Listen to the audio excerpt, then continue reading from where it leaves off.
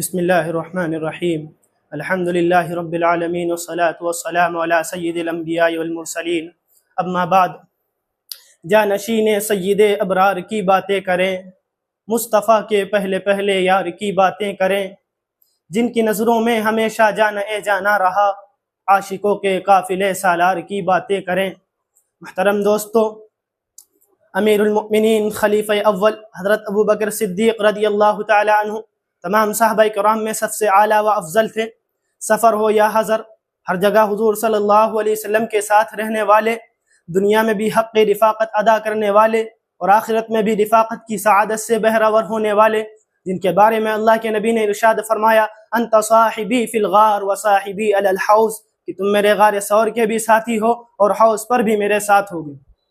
ایک دوسرے موقع پر جن کے بارے میں اللہ کے نبی نے ارشاد فرمایا کہ دنیا میں جتنے لوگوں کے احسانات مجھ پر تھے میں نے سب کا بدلہ چکا دیا، لیکن ابو بکر کے احسانات کا بدلہ القیامت کے دن اللہ تعالیٰ ہی پورا عطا فرمائے گا۔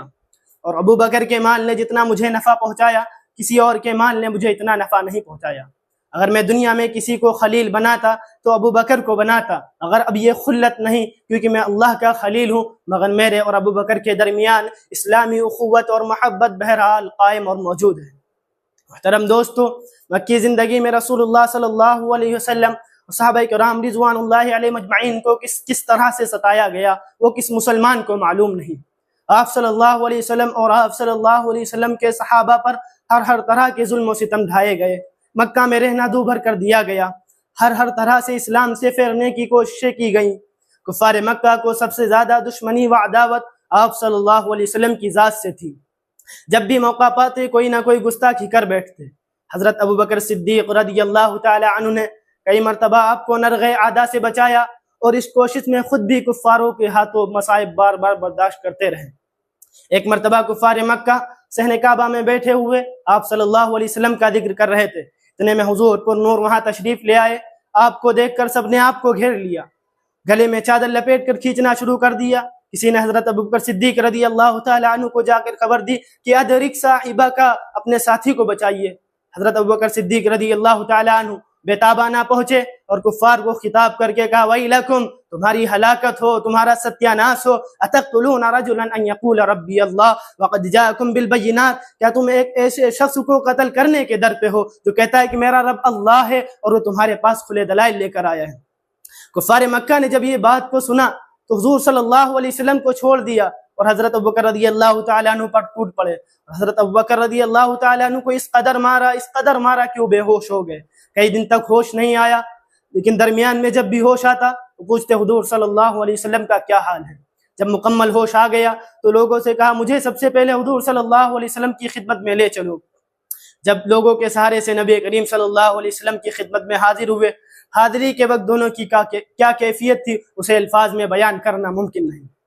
محترم دوستو، رسول اللہ صلی اللہ علیہ وسلم کی وفات کا سانحہ صحابہ کرام رضوان اللہ علیہ مجمعین پر قیامت کبریٰ سے کم نہ تھا۔ اس سانحے کا اثر کسی پر کسی طرح اور کسی پر کسی طرح تھا۔ ہر ایک کے حواس مختل ہو گئے تھے، کوئی بے چین و بے تاب بیٹھا تھا، کسی کے زبان پر مہر سکوت لگ گئی تھی، کوئی وفات رسول کو تسلیم کرنے کے لیے تیار ہی نہیں تھا۔ حضرت عمر جیسے جلیل القدر صحابی کا یہ عالم کہ وفات رسول کو تسلیم کرنے کے لیے تیار ہی نہیں، ننگی تلوار نکالی اور غیظ و غضب کے عالم میں فرمایا، جو شخص یہ کہے گا کہ محمد صلی اللہ علیہ وسلم کی وفات ہو گئی ہے میں اس کی گردن اڑا دوں گا۔ لیکن ایک حضرت ابو بکر صدیق رضی اللہ تعالی عنہ تھے جنہوں نے اس اندوناک گھڑی پر اپنے آپ کو قابو میں رکھا، اپنے ہوش کو جانے نہ دیا۔ کیا حضور صلی اللہ علیہ وسلم کی وفات کا انہیں غم نہیں تھا؟ کیا حضور کی رحلت فرما جانے کا انہیں صدمہ نہیں تھا؟ یقیناً تھا، بلا شک وہ صبح تھا، سب سے بڑھ کر تھا، لیکن وہ اپنا غم کیسے ظاہر کرتے؟ اگر وہ ہوش کھو دیتے دنیا کو کون ہوش میں لاتا؟ اگر وہ نڈھال ہو جاتے تو دنیا کو کون قابو میں رکھتا؟ کسی شاعر نے کیا ہی خوب کہا ہے، اسی ماحول غم میں اور بھی ایک غم کا پیکر تھا کہ جس کا نام نامی حضرت صدیق اکبر تھا، نہ تھا عشق رسول اللہ میں اس کا کوئی ہمسر، فراق یار کا غم تھا اسے ہر ایک سے بڑھ کر، جو غم صدیق کو تھا اس کو کوئی پا نہیں سکتا، رفاقت میں کوئی اس کے برابر آ نہیں سکتا۔ اگر وہ ہوش کھو دیتا تو دنیا ہوش کھو دیتی، اگر وہ بیٹھتا رونے تو دنیا روتی ہی رہتی، اگر وہ گریہ کرتا ڈوب جاتی قوم کی کشتی، ذرا سی دیر میں تاراج تھی اسلام کی کھیتی۔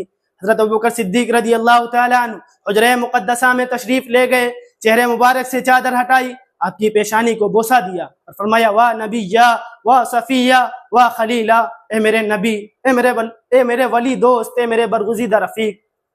پھر حجرہ مقدسہ سے باہر نکلے اور مجمع عام کو خطاب کر کے ایک تقریر شروع کی، وہ ایک تقریر جس کا ایک ایک لفظ آب حیات تھا۔ تقریر کیا تھی؟ حضرت صدیق رضی اللہ تعالی عنہ نے مجمع عام کو خطاب کر کے فرمایا، سنو، جو لوگ محمد صلی اللہ علیہ وسلم کی عبادت کرتے تھے ان کو یہ معلوم ہونا چاہیے کہ محمد صلی اللہ علیہ وسلم کی وفات ہو چکی ہے، اور جو اللہ تعالیٰ کی عبادت کرتے تھے انہیں بھی معلوم ہونا چاہیے کہ اللہ کل بھی تھا، آج بھی ہے اور ہمیشہ رہے گا۔ اس کے بعد سورہ آل عمران کی آیت تلاوت فرمائی، وَمَا مُحَمَّدٌ إِلَّا رَسُولٌ قَدْ خَلَتْ مِن قَبْلِهِ الرُّسُلُ أَفَإِن مَاتَ أَوْ قُتِلَ انقلبتم عَلَىٰ أَعْقَابِكُمْ وَمَن ينقلب عَلَىٰ عَقِبَيْهِ فَلَن يَضُرَّ اللَّهَ شَيْئًا وَسَيَجْزِي اللَّهُ الشَّاكِرِينَ۔ محمد صلی اللہ علیہ وسلم ایک رسول ہی تو ہیں، ان سے پہلے بہت سے رسول گزرے، کہ اگر رسول وفات پا جائیں یا شہید کر دیے جائیں تو کیا تم الٹے پاؤں پھر جاؤ گے؟ اور سن لو، جو الٹے پاؤں پھرے گا تو اللہ کا کچھ نہیں بگاڑ سکے گا، اور قریب اللہ تعالیٰ شکر گزاروں کو بہت بدلا دے گا۔ اس خطبے نے ہر ایک کو سوتے سے جگا دیا، آنکھوں سے پردہ ہٹ گیا، ہر ایک کو تسلیم کر لینا پڑا کہ نبی کریم صلی اللہ علیہ وسلم ہمارے درمیان نہیں رہے۔ پھر تجہیز و تکفین اور انتخاب خلیفہ کا کام شروع ہو گیا۔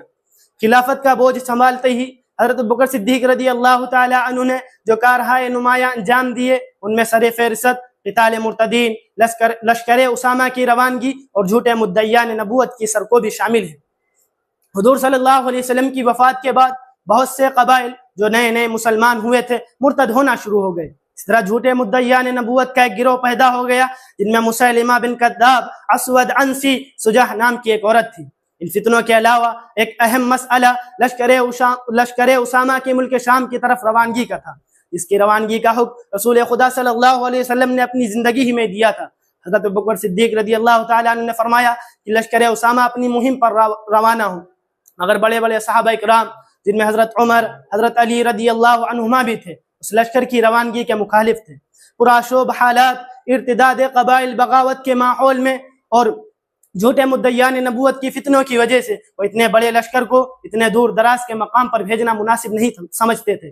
اسی طرح قتال مرتدین کے حق میں بھی نہیں تھے، مگر حضرت ابوبکر صدیق رضی اللہ تعالی عنہ اپنی فہم فراست اور ذکاوت و دانائی سے حالات پر ان سے زیادہ گہری نظر رکھتے تھے۔ انہوں نے کسی کی مخالفت و ملامت کی پرواہ نہ کی اور حکم دیا کہ میرے اونٹنی لاؤ، میں خود قتال مرتدین کے لیے جاتا ہوں اور لشکر اسامہ بھی روانہ ہوں۔ خدا کی قسم، اگر چیل کوے میرا گوشت نوچ ڈالیں تب بھی میں اس لشکر کو نہ روکوں گا جس کی روانگی کا حکم رسول خدا صلی اللہ علیہ وسلم نے دیا تھا۔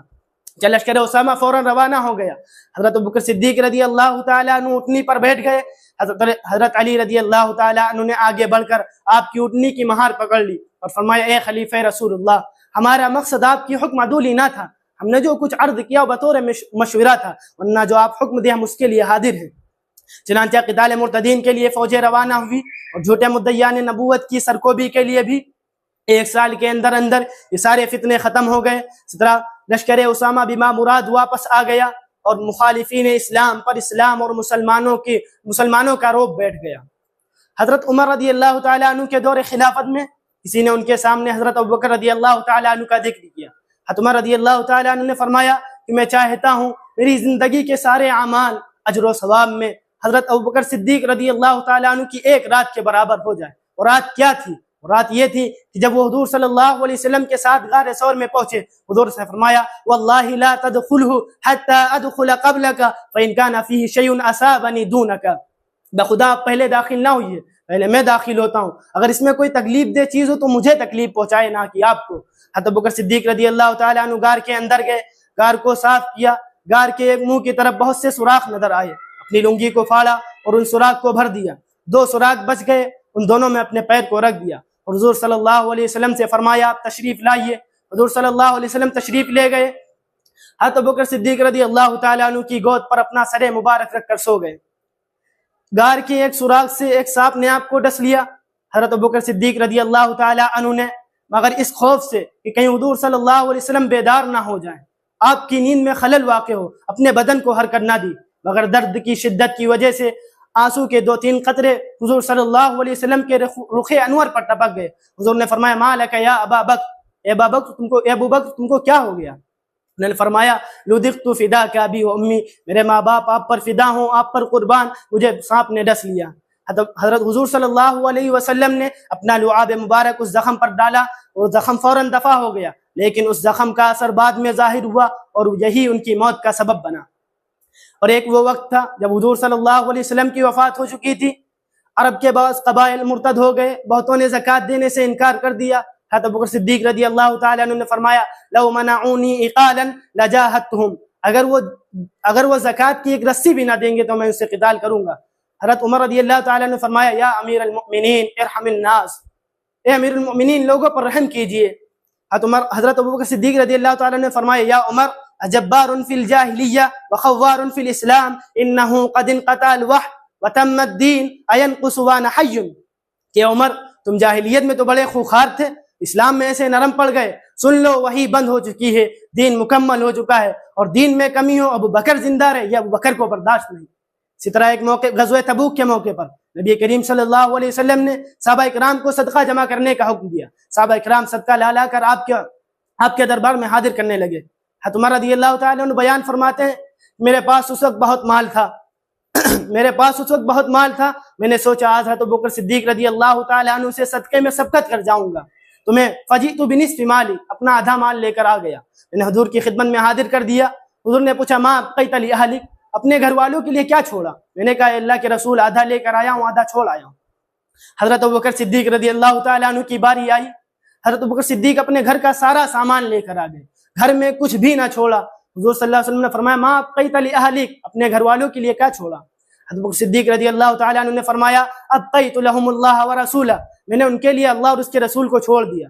حضرت عمر فرماتے ہیں قلت ما اسبق علی شیء ابدا، کہ میں حضرت ابوبکر صدیق رضی اللہ تعالیٰ عنہ سے کسی بھی چیز پر سبقت نہیں کر سکتا۔ علامہ اقبال نے سچ کہا تھا پروانے کو چراغ ہے بلبل کو پھول، بس صدیق کے لیے ہے خدا کا رسول۔ جس کو صدیق خود خدا نے کہا، اس کو صدیق خود مصطفیٰ نے کہا، اس کو صدیق خود مرتضیٰ نے کہا، یوں ہی صدیق سب اولیاء نے کہا۔ ہم بھی کہتے ہیں صدیق صدیق ہے، جو نہ صدیق مانے وہ زندیق ہے۔ اور آج 1400 صدی کے سال کے بعد کچھ لوگ ایسے پیدا ہو گئے جو حضرت ابوبکر کے ایمان کا ثبوت مانگتے ہیں، جن کے ایمان کا خود پتہ نہیں۔ ان کے بارے میں کسی شاعر نے کیا ہی خوب کہا تھا، دنیا محبت میں معیار وفا کون، جز حضرت صدیق زمانے میں بنا کون، لکڑی کی طرح عشق محمد میں جلا کون، اکملت لکم دین کو سمجھا تو بلا کون۔